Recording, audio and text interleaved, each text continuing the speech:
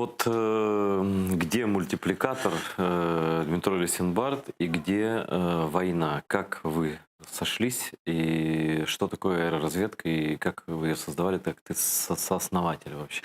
Ну, вкратце, если совсем коротко, ко мне пришли в гости мои будущие друзья и один мой старый друг. Он меня с ними познакомил, с ребятами. Это Натан Хазин. Я его знаю давно, достаточно еще до войны, далеко до войны. Он пришел с Ярославом Гончаровым и уже покойным Володей Кочетковым-Сукачем, нашим практически главным идеологом аэроразведки. Человек, который видел цель, видел путь, по которому нужно развиваться в данной ситуации. И вот мы вчетвером запускали первый квадрокоптер «Фантом» где-то на задворках какой-то газеты, на Нивках, вот, в поле, теряя его в садах яблочных. Вот. И было понимание того, что аэроразведка, главное в ней – это сохранность жизней. Мы предупреждали позиции врага, мы понимали, куда можно ходить, куда нельзя ходить. Мы спасали ребят. Вот это было самое главное – спасение наших бойцов. Там, где дозорный вылазит для корректировки огня, подлазит к танку на расстоянии 100 метров, там прилетает коптер, и боец не гибнет, если что. Коптер застрелили, там, пропало 5-10 тысяч долларов, не страшно, но это же не жизнь человеческая. А с коптером мы могли себе позволить в считанные секунды сделать наводку, и точный выстрел с первого выстрела был с расстояния 2-3 километров. Сколько успешных операций прошло с вашей помощью? Не скажу, точно не знаю, но достаточно были интересные истории и при аэропорту Донецком на терминалах.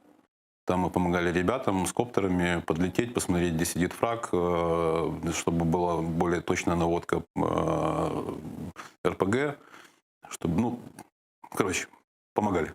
Это сейчас продолжается? Сейчас все это вылилось в подразделение ЗСУ, аэроразведки. И впоследствии, вот сейчас была зарегистрирована громадская организация аэророзведка. Это, скажем, волонтерская организация, да, такая? Это, да, волонтерская, поскольку никто нам не платит за это. Все это делают за свой личный ресурс с помощью, возможно, 1-2 инвесторов, которые помогают, без которых вряд ли бы мы выжили, вытянули. Вот. Это, зрозуміло, что это свідомі люди. Вот. И самое главное, что в данной ситуации мы развиваем программерскую сторону. Создана программа управления «Дельта», удаленная программа управления боем. То есть мы можем вести отдельно взвод, отдельно отряд, отдельно разведгруппу.